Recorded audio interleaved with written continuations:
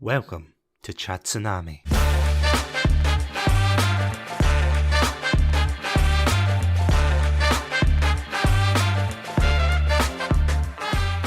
Hello everybody and welcome to another episode of Chatsunami. My name's Satsunami and joining me today is none other than the king himself, King Craigy C. King? Yeah, well, do you want to be called Godzilla? You had two options here. That's true. You had two. Yeah, I'll go for King Craigy C, thank you. Yes. So, how are you doing today? Did very good. Just for the people to remember, last time I was on here, I came over to your house, I kidnapped you until we could talk about mini memes. And I've done the same thing today. I've come around to your house and forced you to watch a movie that I really like. That's true. I just get these, these messages out the blue. I don't even get an option, or it's just like, hey, do you want to watch a film? No. And then you just hear the smashing of the glass in the background and just Craigy's just crawling in through the window and all that. No, please, I'd come down your stairs on a jetpack. Oh, yeah, that is true. But before we put out the niche references ahead of time, what are we going to be talking about today? Well, today we're going to be talking about Godzilla vs. King Ghidorah. I got into the Godzilla films in a big way recently, and I've watched, I think, about 40 of them. I don't know how many there are. Let's say 30 to be a casual estimate. About watching them all, and some of them are incredible, some of them are terrible. But overall, I think there's 3 films out of them that you have to watch. Right? This is the Japanese ones, so the American ones, they're good as well, but they're separate. So 3 films. Film number 1, the 1954 original. It's a classic, and I think it's really good. Film number 2, Shin Godzilla, which came out in 2017, which is like a weird mix between like Godzilla and the thick of it. It's like this weird political drama, but also Godzilla's it, and also it's really funny. But then the third film out of the 3, and the one I had to share with you, is this film, Godzilla vs. King Ghidorah. Unless you have anything else you want to bring up for the intro, I want you just to recap the plot of this film. Because we just finished watching it 10 minutes ago. Yeah, it was an experience. Please call the police. Get this man at my house. This is a hostage situation.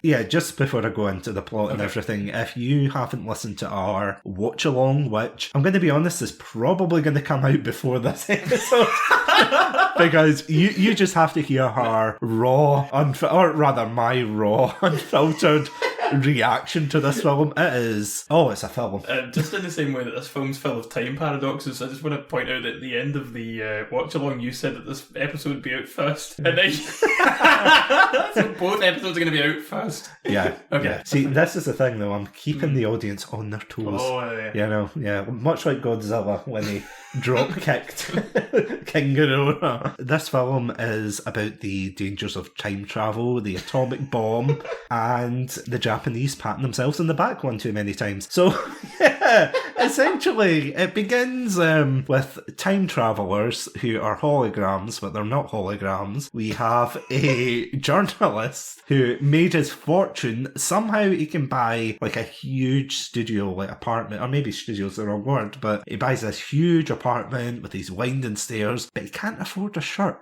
It haunted me throughout the film. But we've got that character, we've got someone from the Japanese army who is BFFs with Godzilla and even gives him a wee nod before getting blown up. I was gonna, just say, we're gonna go into spoilers, but this is a Godzilla.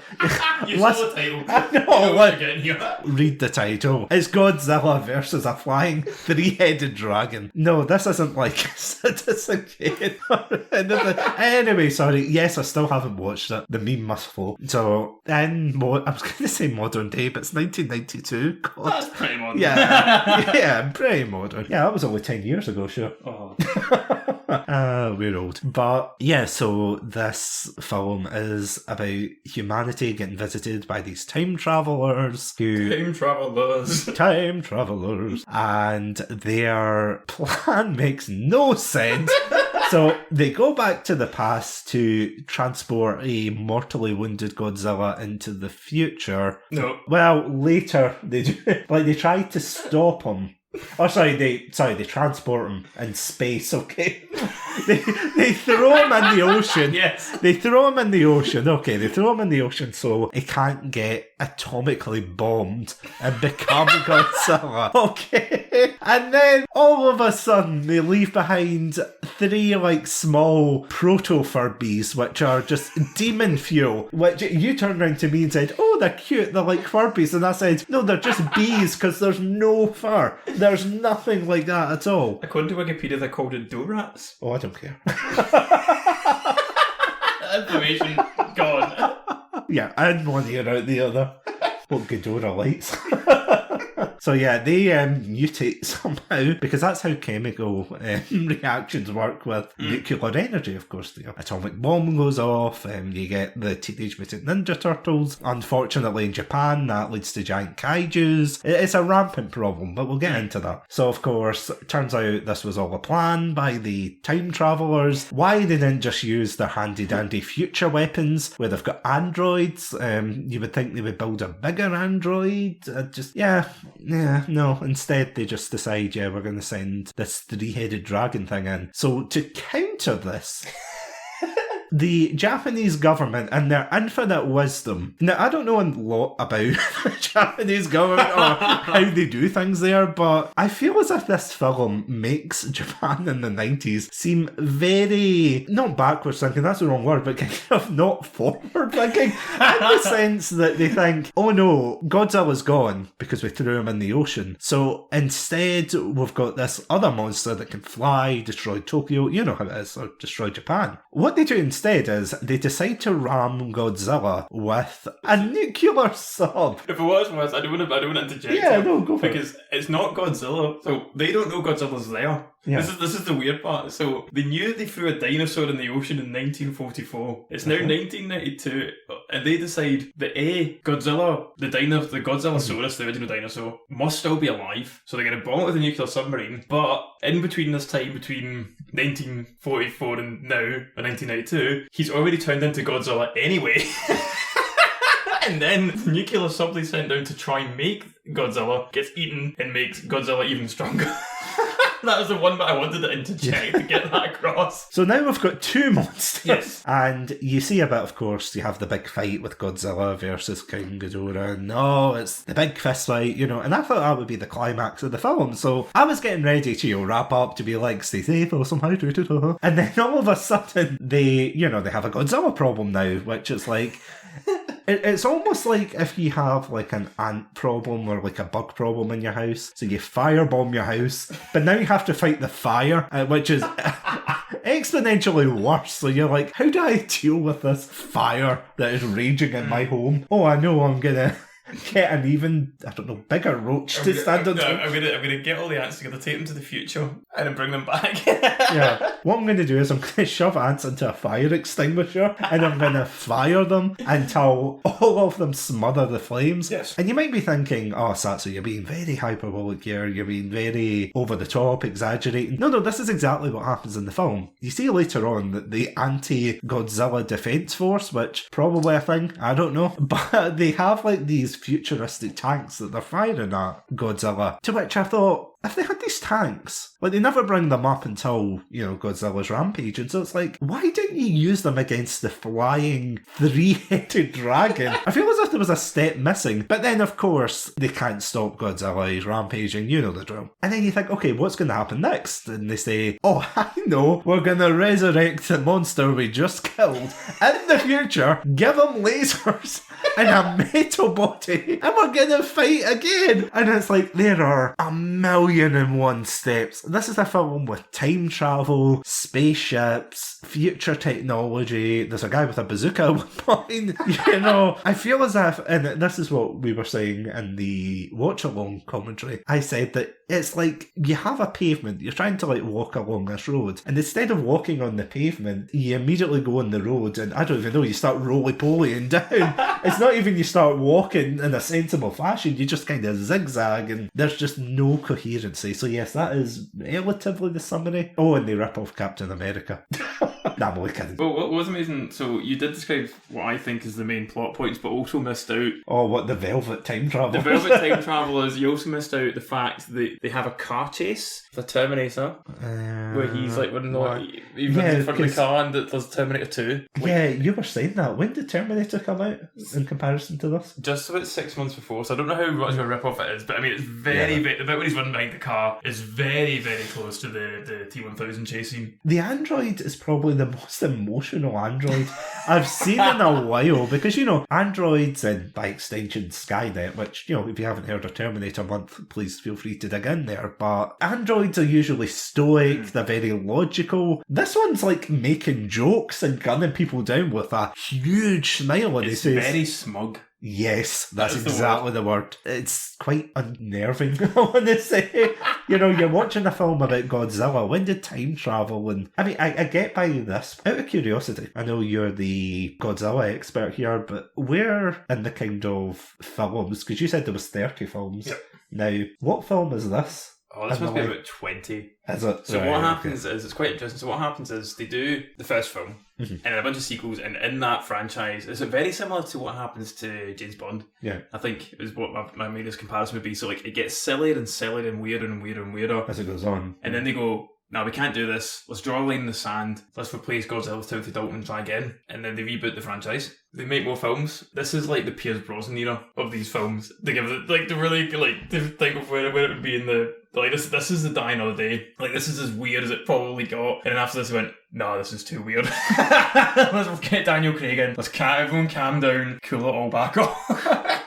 I mean, considering a couple of years later they rebooted it for the American release, is that right? Yeah, so this was... Yeah, but it's a wee bit late, I think, but still about 10 years away. And then when this came out, so the Godzilla reboot was 99 or something? Yeah, 2000. Okay, that's fair enough, but yeah, I don't think this film would have done very well abroad. I'm not going to lie. Because, of course, we watched the dub. I don't know if we said earlier, but yeah, we watched the dub rather than the subbed version, and it is a beauty to behold, isn't it? The actors give it their all.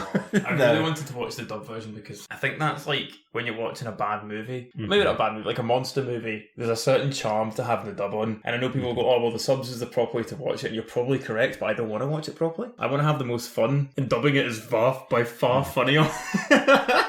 I mean, again, read the title, it's Godzilla versus King Ghidorah. You're not expecting highbrow quality from this one. I don't know, yeah, it's kind of that cheesy overdubbing, if that makes sense. Yeah. Like, again, I'm no voice actor, but it does seem as if it's very much that, oh no, Godzilla! And you know, like, tell me I'm wrong. No, you're completely correct. I've got a question for you though, before we start, you know, diving into why this film totally makes sense, of course, and is a very key reflection of our current geopolitical landscape today. Yep. How the hell did you find out about this film?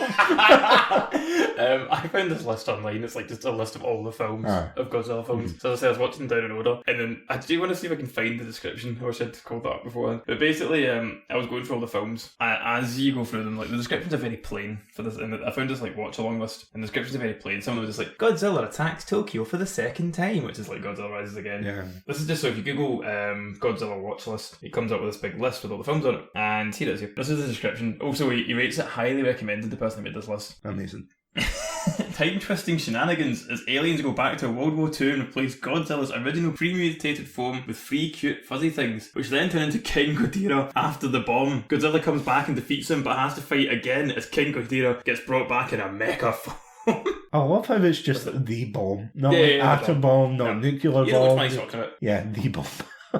As opposed to the, you know, you might be confused with like the 90s, early 2000s da bomb, you know, like I was wondering where you were going with I was like, what are the famous bombs are? That bomb.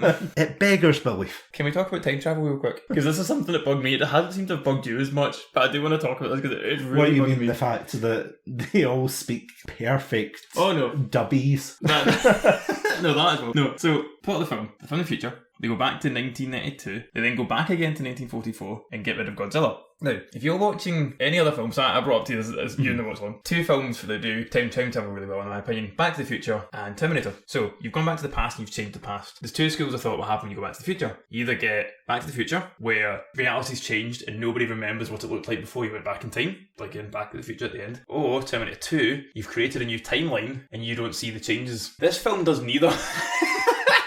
So what happens is, let's say they go back in time on October 1st, or I don't know what month it is. Let's say October 1st, 1992. They go back in time, they get rid of Godzilla back in time. The events of the film and the franchise thus far still occur, I think. Yeah. But by the 2nd of October 1982, Godzilla is gone. That is the play. That's what they say, because everyone still remembers who Godzilla is. No one's forgotten who he is. So the plot of the film still happens. Yeah. Yeah.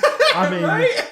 there are films like that, but yeah, I get what you mean. Do you get what I'm saying? Like, I mean, I said when we were doing the watch along that it is very much like the best episode of Doctor Who I've ever seen, you know. It's like one of those things that they say, oh, we're going to go back into the past, we're going to take Godzilla out. You know, it's like, Godzilla, get out of there. Oh God, he's wearing a Walkman. Oh God, oh shit. Also, Godzilla, so we see the Godzillasaurus fighting in World War II. Godzilla. I keep forgetting that. I mentioned it in the watch along, but I do want to quickly bring it up again, is the amazing joke that gets told just before Godzillasaurus appears. Oh, which is, of course, yeah. Basically, watch the film, but the punchline is Steven Spielberg. You built that so much. It's so weird. Like, why was this in this? Who sat in the right room? Do you know what we need to do here? Make a joke about Steven Spielberg's dad. Maybe it was just a Third Encounters fan. Just so specifically weird. Yeah, the time travel thing was... I mean, in a film about a giant dinosaur and a giant 3-headed dragon fighting one another, there was a lot of weirdness in this film. Like, not even like, oh, haha, it's just weird. Just silent contemplating. Just sitting there, just thinking, what did I just watch? Why did I just watch? Where did I just watch? Who did I just... You know, like, going through all the W's there and the surplus H. I don't know. I feel as if this is in my top 10 of why. This is my top 10 of bad movies. Like, honestly, no, hold on. Incredible. Like good bad films or just bad films? Oh, good bad films. Yeah, this okay. is definitely a good bad film. Because I was going to say, you can't put this up with Turkish Star Wars. No, Turkish Star Wars was not a film, it was an abomination, and I wish we'd never watched it. I mean, I keep bringing this up in a lot of episodes, but I just wanted to reiterate, it's like, it's not your fault. That's what I was saying. Turkish Star Wars was my fault. Like, you know, the whole sort of, oh, the accident wasn't your fault. This time it was my fault. There is no hiding from it. I got us to watch Turkish Star Wars because I thought it'd be good. But this film, I wish we'd watched this instead, because it is 100% better than Turkish Star Wars. Oh, 100%. And it is one of those films that I will say that if you've got friends and everything and you want to watch it, one of these bad movies together with friends, definitely this is the one you whip out the popcorn, the snacks, and you just go to town on it. It's just bizarre, because I don't even know if it's right to say that they have all of these references, you know, to other things during the time. You know, as you said, you've got Terminator, you've got the Alien thing. It was coming out in the 90s, like, because I was going to say Phantom Menace, well, that was 99. There is, though. Star Wars, there's like a lot of, like, in the spaceship stuff, there's a lot of, like, little Star Wars nerds in terms of, like, how they look. There's a very, also, like, the costumes are very Star Trek-y. Yeah, and the lasers as well. And I mean, even the ship as well, like, again, Third Encounters of the... What's it? Encounters of the Third Kind? Yeah. Well, but anyway, the Steven Spielberg one we mentioned. Second Encounters of the Third Kind for the fourth time. Yeah, the ship looks very reminiscent of that. Yep. Where it's got the flashing lights, it's got the dome on top. They might as well have had a musical number at that point, to be fair. This movie had a musical number, that probably would have made it my favourite film of all time. Oh yeah, absolutely. Godzilla, he is coming. Where?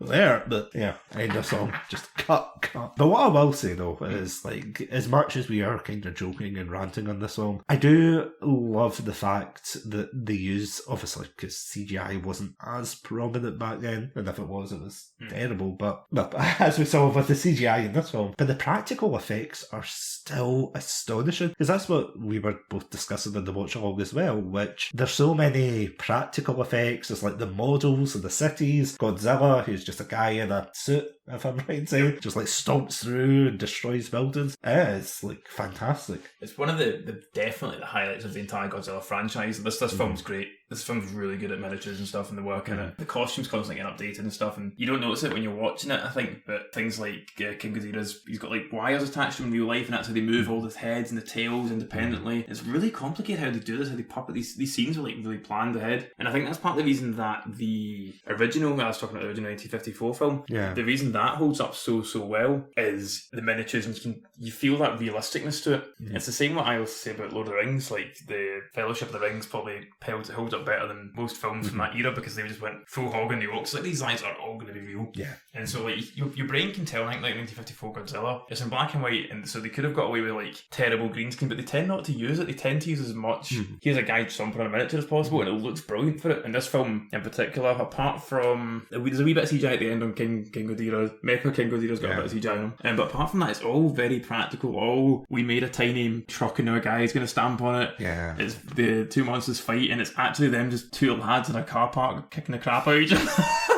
It's very real, and it's very funny, and it looks brilliant for it. Sorry, I just love that description. Two lads in a car park. Just the thought of them, and those blow up the T-Rex and just living at each other. And just the wee kid on the corner like, stop, he's already dead. Daddy, who are you fighting? Get away, son. Yeah. He just like stops the kid, and he's like, let them fight.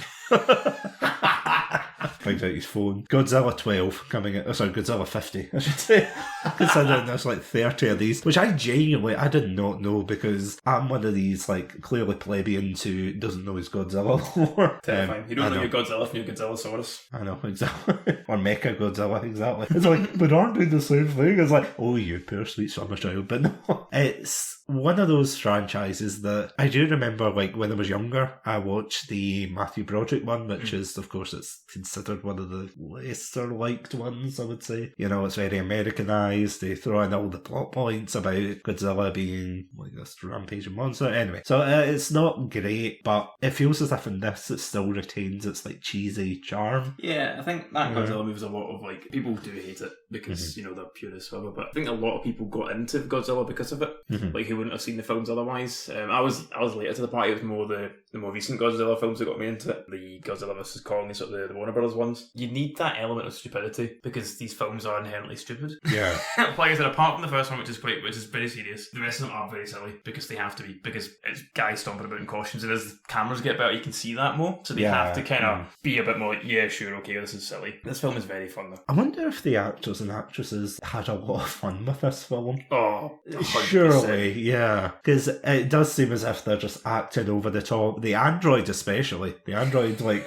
gets the limelight in this one. It's like, oh my god. He is just so, you know... He's just chewing the scenery. Absolutely. 110%. He's just like, hello there. And he just shoots them. But he's so happy when he's gunning down those poor people. Like, they're probably just contractors, you know? It's like, hey Jim, do you want to go into the past and see Godzilla on this, like, expedition crew? It's like going into TNG, if I'm going to reference Star Trek, it's like going into TNG and then getting DS9, where it's like everyone's shooting one another, there's warfare everywhere, you're like, holy shit. I just wanted to see the world. Yeah. And then instead he got buried in the past, which is like a time traveler's nightmare, to be fair. But, oh god, like, can you imagine that? What's even the prerequisites, do you think, of a time traveller in this film? Other than the suits, I will say. Yeah, I was going to say, you need to be able to pull off a suit, and you need to be slightly dumb, I think, because they're all a bit dumb. But also you need to be evil, because apart from the one girl who's not, because... the plot is so evil. Like, their plan is so evil and so bizarre. So I think you kind of mentioned it about the bureaucracy of Japan, but I think the entire film is just people who don't think about a plan for more than 5 minutes. Yeah. Like, we were joking during the watch film, but she goes into the future to create the Mecha King Ghidorah, but she has a time machine. You can take as long as you want. You don't have to come up with the first option. Like she could have spent months and years training a whole squad to come back and kill Godzilla once for all. Instead, she came back with the first plan she'd thought of and fought Godzilla, and as the end of the film shows you, they didn't succeed. They didn't kill Godzilla. Yeah. They could have spent years planning how to fight. Nobody understands time travel in this film. Because that's exactly what I said to you. It's like, what they could do was they could have like had an action plan, had them working on this for generations, hundreds of years. Then she takes her time machine to the future. I don't know if there's like a futuristic ticket service, you know, where it's like number Apple Q78 Alpha. I don't know, you know, the generic kind of numbers and stuff. But that's exactly what I thought. I thought, oh, she could have done that. She could have done anything. That's the thing. People don't think. It's not even the time travel. It's just like people just don't think in this film. It's like, oh, we're getting rampaged by King Ghidorah. I keep saying his name and I keep forgetting. It's like, but King Ghidorah is just like this, as I said, this three-headed dragon that swoops down and starts messing Japan up. And their solution is not to bring in the anti-Godzilla brigade or whatever they're called. You know, the anti-Godzilla gang, that's probably a better name for them, but they don't bring them in, they don't bring in the futuristic tanks. You know in Pokemon where they used to dig the holes? As like the pit traps? They didn't even do that. I know it would have been a big hole, but still. Like, in fact, no, sorry, I take that back because to your chuckle in there, that he steps through the subway. He just steps Godzilla falls into a subway at one point, and the guy full on, it's a nasty bump because he takes his leg goes into it, and then the rest of him falls. Like, that wasn't like planned. I don't know if it was planned or not, but it doesn't look planned. It looks very so. And I like it. That's the one moment I got taken at the film. So I'm just like, oh, that guy in that suit must have a bad knee now. Yeah, and he just kept filming. Keep rolling. This is great. There's a stupid. I mean, you know, which one's that? But there's a stupid scene where Godzilla's fighting against Mecha King Ghidorah and everything. It's like, oh yeah, you ran away, ha! One of the extras is laughing, as you pointed out, having all the extras having an absolute ball in this film. And you get the scene where there's like a camera crew, or rather two chuckle fucks in a building. It's like a news team or something. Yeah, but they're right behind Godzilla in this building. They're filming out of a pane of glass, which I pointed out to you. It would just have their reflection and a heavy breathing. And also, what I would put it as they're not on a particularly high flow. No. But it looks at it as like flow 10. Yeah. I mean, I made like a very crude joke about the fact that they're just filming Godzilla's butthole at this point. It's not even, and again, you know, that's very lowbrow. Haha, they're filming his butt. But genuinely, like, they're on level with his tail, which means that they're no higher than his butt cheeks. So, like, what were they filming? Like, even if they looked up, his bum would still be in, like, view of the camera. He had his back to them. Like, what were they hoping to achieve? Like, you know how you get these actual journalists that go to these very dangerous areas of the world and they put their lives on the line and things? Guys, I don't think it's worth it. I'm going to be honest. Not if you're getting that camera angle. No. If they were on the roof and you got, like, the Godzilla face as they walk past, then maybe that would have been worth it. Yeah, on the roof or something. Yeah, but not from that level. No, it's like, can you imagine submitting that for the Nobel Peace Prize? Here you go. Can we talk about the CEO? We haven't Which mentioned him yet. So, what, the dinosaur fanatic? So they go or to the paleontologist? They go to the one who denies any culpability of it, like a dinosaur. You saw no dinosaurs here. So sorry. At the start of the film, there's a conspiracy that these people saw a dinosaur in World War II. So the journalist who's the main character. Sorry, just off topic. I love how like that's up there with like, did they land on the moon? Did the Japanese see a dinosaur? And I love how we said this, and neither of us laughed because it's that normal a plot point. But neither was like, if this wasn't any other film, if you watched them Saving Private Ryan and the dinosaur toilet, you'd be freaking the hell out. Yeah. But this is so weird. This film that we're just fine with that. So meet the CEO. The CEO says, no, I don't like dinosaurs, I've never seen them. Even though his office is covered in dinosaur statues. So they go back in time and they go to World War II, and the CEO is in World War II as a commanding officer, and he gets saved by Godzillasaurus, and then Godzilla attacks, and back in the future, in the present, sorry, God, this is so confusing. Back in the present, Godzilla attacks Tokyo, I think it was, and he's there, and he refuses to leave his office, and he's on the phone. And he walks towards the window, and as he's walking towards the window, who's walking past but Godzilla, and they meet eyes. And they have like an emotional moment with the two of them nod at each other. Like they do like a bro nod. Really, he should have put his fist up to the glass and see if Godzilla fist bumped him. It does feel like a very damn it moment, doesn't it? if he just burst into Buckham, he'd die right there in the end as he's getting blown up. Oh yeah, and then Godzilla kills him anyway. Yeah, but that is a dick move from Godzilla, by the way. Like, just going back to that scene, he does the nod, and I fucking love that. I love that. The fact that you hear the guy on the phone, like, we were joking about, like, Breaking Bad, where it's just like, Mr. President, get out of there! Get out of there!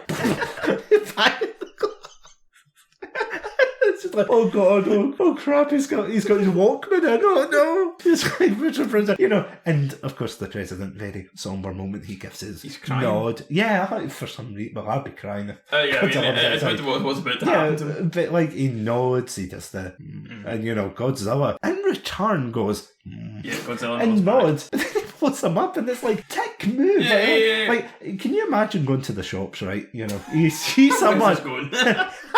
You see someone, right? Okay, who he's right, okay. You go to shows, you see someone, that blowing up with your atomic breath. Yeah. Happens all the time.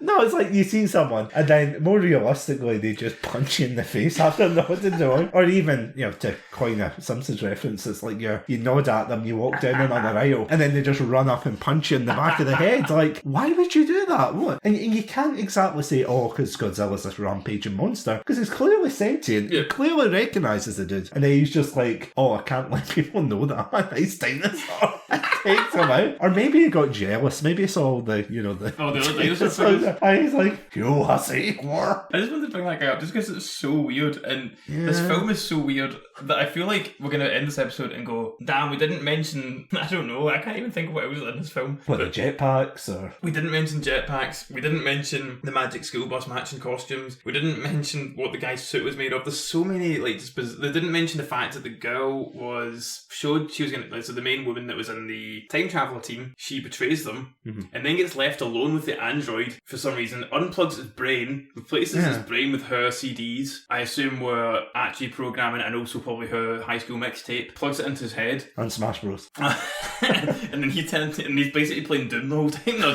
But then, that's why he's so psycho. It's like the Gym Slayer music. It's like, on a slight side tangent, but have you ever seen that video? It's absolutely amazing, where it's like the office staff of like this random office who are dressing up for like Halloween or some costume party, and someone's like, when the Doom music kicks in, and nothing seems like weird, it's just people dressed up, and the guy's like filming them, look at the cute costumes, and then you hear the Doom music going, it's like, where's he going with this? And then he turns it down the corridor, and it's the guy in the full Doom Slayer marching out, and all you hear is like the do do do do do do do do. It's like, it's amazing. I don't think I have anything else to say about this film. I feel like that's the thing. I feel like we could talk about this film for another 24 hours or never talk about it again. I feel like the latter's more. It's one of these films that years later I'm going to bring up in conversation and be like, and I'm going to deny we ever watched it. Yeah. Or no, even worse, I'm going to be like, I remember Godzilla versus King Ghidorah, and you're like, Satsu, that was like 20 years ago. I'm like, what? And you're like, yeah, that was 20 years ago that you watched this film. I'm like, no, because that was actually a running joke. I won't go into the details of the joke itself, but it was a running joke that I keep bringing up to you about one of our friends. And I remember bringing it up, and I was like, friend X is, he's quite, annoyed whenever I bring it up, and you were like, yeah, so he should. It was 9 years ago. And I was like, what? I was like, no way. We've known each other for such a long time. It's just, when you get older, kids, time just races by. Time just evaporates. It really does. Much, unlike, Godzilla. Although the film felt as if it was racing by, there were so many, fake outs. So before we finish up, can we just talk about how long it took? I was saying this was the biggest cinematic foreplay I think I've ever seen, where it was about 40 minutes, maybe 30, 40, until we got to see Godzillasaurus at least. Yep, that's one thing I do want to point out. When you recapped the plot, you started with, they go back in time and get rid of Godzillasaurus. That is 40 minutes into the film. Yeah. We sat and watched people in boardrooms for 40 minutes. It was so boring. Well, not boring, but it does have a couple of amazing gags, such as the time travellers prove they're time travellers by giving the journalist the book he's currently writing. Yeah.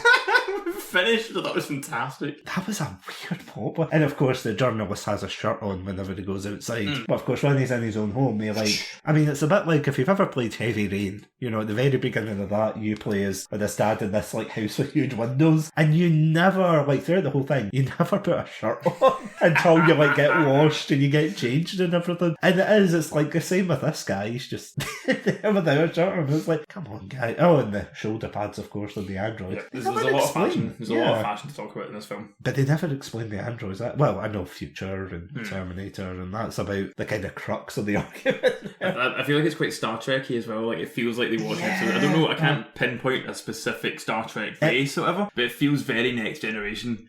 Especially for the weapons, and I could be getting my timelines mixed up here, ironically, but the guns themselves look like they've 3D printed them from the TNG films or Deep Space Nine, because Deep Space Nine probably would have been around this point, maybe later, but it's that kind of era, 80s, 90s. Visually it reminds me a lot, especially the inside of this time travel machine looks a lot like the Enterprise. It looks a lot like the Enterprise, a lot of the same kind of thick bubble screens, big. I know obviously that's a trope to have that look, but it does remind me a lot of the Enterprise. It is very futuristic, but it's what kind of motif do you want?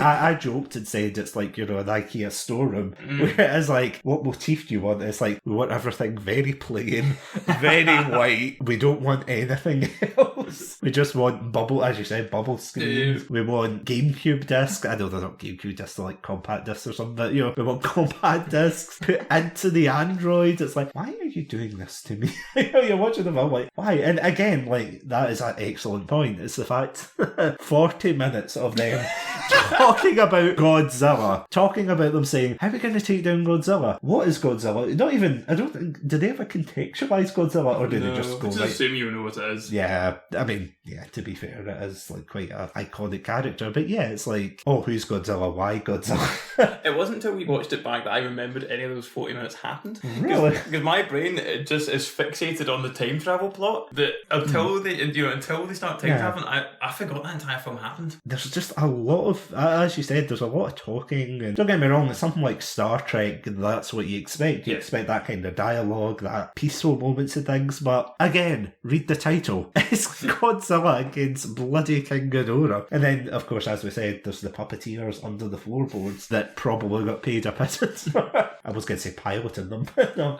I don't know. Puppeting them. Puppeteering. Mm-hmm. I have a film review here that I'd like to read out. Oh, please do. This is from Wikipedia. Film historian and critic David Collat wrote, despite its shortcomings, illogic, and overpopulated cast, Godzilla vs. King Ghidorah is crammed full of ideas, richly visualised innovations, a genuine spirit of fun, and some of the most complex emotional manipulation ever to grace the series. I agree with part of that. I agree with most of that. I mean, the word illogic is what I agree with. I mean, emotionally, no. And I don't know if that's the dub or the sub kind of issue, because don't get me wrong, I remember recently I had reviewed an anime series and I went back onto YouTube to recap myself, and I ended up finding all the dubbed versions. So I was like, I can't believe that, it's on here and I can listen to it. And it is one of those animes where the sub is far more emotional than the dub, so I don't know if maybe the emotion would have carried on. If it makes you feel I watched the sub one originally. Oh, is it not? It does not help. It does not make a damn bit of difference. Your Honour, I'd like to retract my statement. I wanted to see how far you'd go for it. I originally watched, the sub was the first one I watched, and they're both available on the Internet Archive. Yeah. So I watched the subtitles first, and it doesn't help. Oh, that's a shame. Yeah. That is a shame. Good time though. Yeah, you would think that it would have been maybe emotionally more resonant. I don't know. Again, as I said, because I said this to you and you said don't bring it up, but it's the fact that, again, going back to the time travel thing, they really don't think it through, because they're like, imagine coming back to, it's back to 1992, so it's a couple of centuries behind, and they're coming from the year 2204, and they're like, why 2204? I don't know why it's so specific, because you had said 1.2240, but then they brought it back again, it was 2204, which seems very, if it was 2204 202 I could kind of understand, because, 1992 is when this film's set, and then they go back to 1944, which obviously, I mean, are they doing it from the war? Or are they doing, they come back and then they all, get along and they speak properly, and I get why they do this in films. It's obvious because they just want the plot going along, they don't want the huge linguistics lesson, but it's like, can you imagine people coming back from the future and they're like, oh, totally tubular, dude. It's like, what does this mean? And they go, oh yeah, Japanese linguistics, of course. And I just more laughing at the fact that you think that people would come back from the future talking like they came out in the 90s. Like, no, it's the opposite. They come out. Oh, they meet someone in the 90s and like, whoa, time travel, that's totally radical, dude. It's like, no, we're not radical, we're actually fairly sentimental. Or, of course, if it was set nowadays, it's like, oh my god, I think Godzilla's a bit sus, don't you think? Man, that's truly sussy. And it's like, I have no idea what you are saying to me right now. The androids are truly saucy in this film, isn't it? But there's two of them. See, this is a thing. Well, there's three of them, because there's the main android guy, and then there's Jedward. Oh. And they come as a pair. I thought they were just humans. I assumed they were androids because they wouldn't shoulder pads. That was my logic. See, this is the thing that's very irritating about this film, because that's what I was saying to you in the watch along. I said, they couldn't have like slapped a sticker on the side of the face or made them more distinguishable, because I kind of made the comparison of Alien, for example, and I was like, well, with Alien you have, don't get me wrong, you have Lance Henriksen as the android bishop and everything, but he plays it in quite a very stoic way. Yeah. It's like he moves quite rigidly, and he's got his facial features. He's not smiling when he kills people. Also, it helps that everyone around him in the film is animated. Yeah. Which is part of the problem, is also the main time travelers are also kind of stoic and weird. Yeah. It's harder to pick out someone who's weird when everyone's weird. Yeah, it makes no sense. And I know that's the tagline of this film. Godzilla versus King Ghidorah. It makes no sense. But yeah, they don't even do anything to distinguish that. I didn't even know they had a crew. Like, I didn't know that these guys are getting gunned down. Like, at the very beginning when they introduced them, they do the, the hologram thing. We're like, oh, holograms. And I'm like, God, we don't get to Godzilla. And then, of course, once they get to Godzilla, they have the androids and they have like a kind of skeleton crew, and you're like, okay, it's 3 time travelers and they're androids, okay, I can get on board with this. But then by the end, when they try to blow up the time machine, sorry, all these sentences in a row. I know, but it's like they have this like whole crew of security people getting like gunned down by, what's his name? Like, the android. This film is so bad that I completely forgot the name of the one in Blade Runner. It's like, can you imagine Blade Runner, but instead with him, he's like, like tears in the rain. He just guns them down. Having a good time. Yeah. Up here. Up here. He's so happy gunning down people. I know I keep going back to that. I love how this is the thing that got you hung up and not like anything else in this film. Yeah. Do you know what's amazing about this? The fact we've like ranted about this film, and the majority of our problems don't come from the Godzilla versus King Ghidorah, because that's kind of a testament, isn't it, too? Yeah, those moments, that's, like, I think like all the Godzilla films, whether that's the Japanese ones or the modern ones, they all suffer from that same thing, which is everyone wants to see the fights, and the rest of the film is just you looking at your watch. Like, that's always going to be the case, right? That's how monster films are done. People don't really care about the humans. It's really hard to get to care about humans. I mean, it's like recently, a couple of months ago, I think I watched Pacific Rim 2 for the first time, which, mistake number 1. But, there's loads of interpersonal drama between the characters. It's like, oh my god, you left the core. How could you? And all of this. And, there's all this drama and things. And you're like, I physically don't care. There's massive kaijus that can end the world down below. There is, like world-ending stakes. There's everything like that. And you want me to care about human drama? Like, I get enough of that in my real life. I don't need to. And it's the same with that. It's like, oh, the guy getting depressed, his book doesn't sell well, and things. It's like, I know that's a character trait I should be concerned about. I should be sad this old imperial Japanese man's getting murdered. But I don't. It's funny enough. And they have that's one of the jokes I made to you, where they are getting, like, these Japanese soldiers in this cave are getting bombed. And they have this rousing speech about, we will fight them, we will defend the motherland. Like, their words, not mine. And they say all this stuff. And I was like, if I was getting bombed, and they're getting thoroughly bombed, because I think the real tragedy here is the amount of trees they must have blown up just to get the shots. So I was like, this is just so sad. Those poor trees. They're probably growing back by now, but it's like, really? So, yeah, it's a film of two halves, I would say. Like, if I was honestly to summarise this film, I would say it's a film of two halves where if you're here for the Godzilla stuff and you're here for the King Ghidorah stuff, absolutely fantastic. The practical effects are amazing. The effects, although, you know, cheesy and rubber suits, they're fantastic. It's really cool to see that impact that, you know, Godzilla has when he's fighting. But if you're in it for the Japanese bureaucracy, I'm gonna be honest, it's probably not the film for you, but like, kind of in summary, what would you say? Time machines, dinosaurs, jetpacks, Terminators, opening people's heads to put discs in them, Godzilla, three-headed dragons, pets, a guy's book that doesn't sell very well, matching uniforms, velour suits. I was going to say, is this a new Weird Al Yankovic song? I'm just listing. I can't summarise this film because I just want to list what was in it. And that wasn't even all of it, but incredible film. Truly, as you mentioned earlier, don't go into expecting a classic. Get some mates round, get some food out, listen to our watch along, and enjoy yourself. Because this film is meant to be enjoyed, it's not meant to be watched.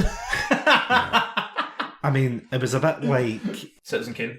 Well, Citizen Kane as well. well. A lot like Citizen Kane, actually. Yeah, a lot. Yeah, surprisingly so. I feel like now I can't watch Citizen Kane because I made such a big joke about it. I'm like, Hannah, you can't watch Citizen Kane because you've seen this film. Exactly. Which is vastly superior in every way to it. So. Exactly. So it's just ruined every time. Yeah. Every time, you know, I'm watching, I'm eye to eye with Citizen Kane. Yep. I'm just thinking of Godzilla.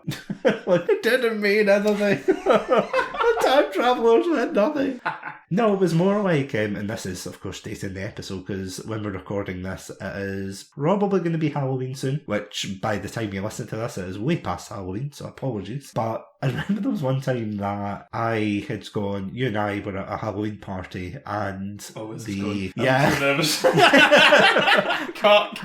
And no, without, you know, going in depth into it, but the film we watched was Drag Me to Hell. Oh, wow. This is in my house. This yeah, is in my was it? house. Yep. Oh, it's like, that's how far back it goes, and this is like 10, over 10 years at least. Yeah, 10, and probably close to 15 years. It's just the reason I remember it is because I remember you'd put it on, and there was a large group of people. We expected that it was going to be, you know, the scary film or whatever, and obviously it turned out to be like a terrible horror film. But what made it so absolutely brilliant was the fact that we're all just riffing on it. Yeah. We're all just together, we had all our Halloween snacks, we were amongst good company, you know, and that's exactly what this kind of film is. It's that cosy. Watch it. If you're having a bad movie night, definitely put it on the list. It's terrible at some bits, but as soon as you get to like the absolutely insane stuff, absolutely watch this film. Cannot suggest it enough. It's hard to say that with a straight face, but if you like Godzilla, if you like really terrible cheesy action films, go watch it. That's really the crux of the I think that's the crux of the episode. Yeah. I think I can't sum it up better than that. And yeah, on that note, thank you all so much for listening to this episode. As we said throughout the episode, if you want to listen to our watch along, which was a lot of fun, yes, the second time you broke into my house